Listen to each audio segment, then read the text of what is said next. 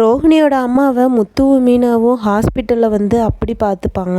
இதெல்லாம் பார்த்துட்டு ரோஹிணியோட அம்மாவுக்கு என்னடா இவங்க இவ்வளோ நல்லவங்களா இருக்காங்க, இவங்கள போய் நம்ம இப்படியெல்லாம் ஏமாத்துறோம், நாளைக்கு உண்மை தெரிஞ்சதுன்னா இவங்க நம்மளை பற்றி என்ன நினைப்பாங்க அப்படின்னு யோசிக்கிறாங்க. அதுக்கப்புறம் முத்துவும் இருந்துட்டு, அம்மா நம்ம டிஸ்சார்ஜ் ஆக போகிறோம், நீங்கள் எங்கள் வீட்டுக்கே வாங்கன்னு சொல்லி கூப்பிட்றாரு. ஆனால் அவங்க அம்மா இருந்துட்டு, இல்லை நான் வரலைங்க, நீங்கள் எதுக்கு இப்போவே இவ்வளோ கஷ்டப்படுறீங்க, நாளைக்கு என்னையும் கூட்டிகிட்டு போய் உங்கள் வீட்டில் ரொம்ப கஷ்டமாக இருக்கும், வேண்டாம் அப்படின்னு சொல்கிறாங்க. அப்படியெல்லாம் ஒன்றும் இல்லைம்மா, நீங்கள் வீட்டுக்கு வாங்க அப்படின்னு சொல்லிட்டு முத்து சொல்லிட்டு போயிடுறாரு.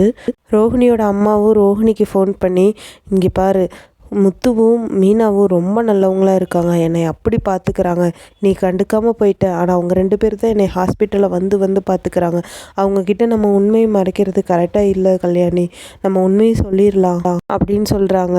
அதுக்கு ரோஹிணி வந்துட்டு, வேண்டாம்மா சொல்லிடாத அப்படின்னு சொல்கிறாங்க.